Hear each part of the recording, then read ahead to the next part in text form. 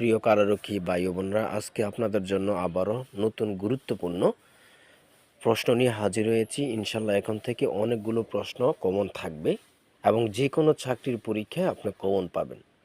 শুধু কারারক্ষী বাহিনী না, যে কোনো পরীক্ষা আপনি কমন পাবেন ইনশাল্লাহ। 2024 সালে বিভিন্ন চাকরির পরীক্ষায় বারবার আসা এই প্রশ্নগুলো এসেছে, তাই কারারক্ষী পরীক্ষার জন্য খুবই গুরুত্বপূর্ণ।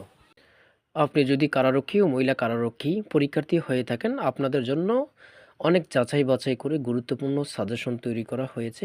বিগত সালের প্রশ্ন ও বিভিন্ন পরীক্ষার গুরুত্বপূর্ণ প্রশ্ন নিয়ে চূড়ান্ত সাজেশনটি তৈরি করেছি। সর্বশেষ চূড়ান্ত সাজেশন। বিগত সালে আমাদের সাজেশন থেকে অনেক পরীক্ষার্থী উত্তীর্ণ হয়েছে।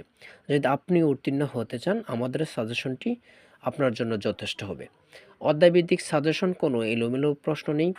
আপনারা অনেকেই অনেকের কাছ থেকে সাজেশন নিচ্ছেন 200, 300, 400 পেজের। এত বড় সাজেশন দেখে আপনাদের মাথা গুলিয়ে যাচ্ছে, পড়তে ইচ্ছা করে না। শুধু তাদের জন্য আমাদের এই চূড়ান্ত সাজেশনটি সর্বশেষ প্রস্তুতির জন্য। তাই চূড়ান্ত সাজেশনটি নিতে স্ক্রিনে দেওয়া হোয়াটসঅ্যাপ নাম্বারে মেসেজ করে বলুন যে ভাই আপনাদের এই চূড়ান্ত সাজেশনটি প্রয়োজন। সাথে সাথে সাজেশন পেয়ে যাবেন। সাজেশনের মূল্য 50 টাকা।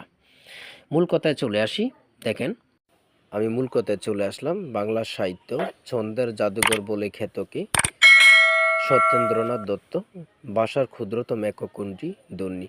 দেখেন, এই প্রশ্নগুলো কিন্তু কত চাকরির পরীক্ষা যে এসেছে সেটা আল্লাহ ছাড়া কেউ জানেন। বেগম রোকেয়া উপন্যাস কোনটি? অবরোধবাসিনী। শুদ্ধ বানান কোনটি? গীতাঞ্জলি। খুব গুরুত্বপূর্ণ প্রশ্নগুলো। দশে মিলে করি কাজ বাক্যে দশে কোন কারকে বিভক্তি? কর্তৃকারকে সপ্তমী। বাংলা ভাষা ও সাহিত্যের প্রাচীন চর্চাবোধ বা প্রাচীন নিদর্শন কোনটি? চর্চাবোধ। খুবই গুরুত্বপূর্ণ। কোনটি বাতাসের প্রতিশব্দ নয়? অর্ণব। বাক্যর একক কোনটি? শব্দ। অগ্র পশ্চাৎ বিবেচনা করে কাজ করে না যে? অবিমিশ্বকারী। চাঁদের হাট অর্থ কী? ছয়জন সমাগম। প্রসন্ডির কাক বাগধারাটির সঠিক অর্থ কোনটি? দীর্ঘজীবী। কোন বানানটি সঠিক? সমীচীন। দোনোটাই দীর্ঘিকার। অনেক চাকরি পরীক্ষা এসেছে। ফরগট এর সঠিক অর্থ কী? চিরতরে। সমাসের রীতি কোন ভাষা হতে বাংলায় এসেছে? সংস্কৃতি। বনফুল কার ছন্দনাম? বলাইচাঁদ মুখোপাধ্যায়। অনেক পরীক্ষা এসেছে। নেমেসিস নাট্যগ্রন্থের লেখক কি? নুরুল মোমেন। নেমেসিস নাট্যগ্রন্থের লেখক কি? নুরুল মোমেন। চিলকোটার সেপাই গ্রন্থের লেখক কি? আখতারুজ্জামান ইলিয়াস। বাংলার মুখ আমি দেখিয়াছি, তাই আমি পৃথিবী খুঁজিতে যাই না। কার লেখা? জীবনানন্দ দাশ।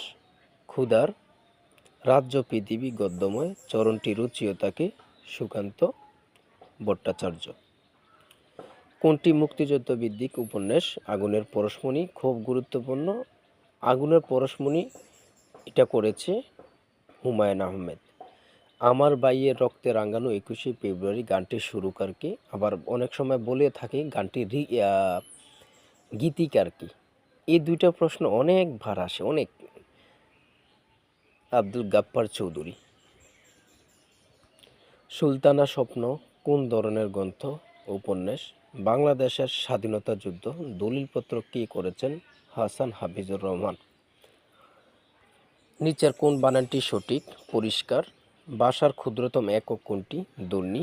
বাংলা সর্বর্ণ কয়টি? 11টি। এই যে প্রশ্নটা দেখতেছেন, ভাষার ক্ষুদ্রতম একক কোনটি, আপনারা নিজে জানেন যারা প্রতিনিয়ত পরীক্ষা দেন যে এগুলো কতবার আসে।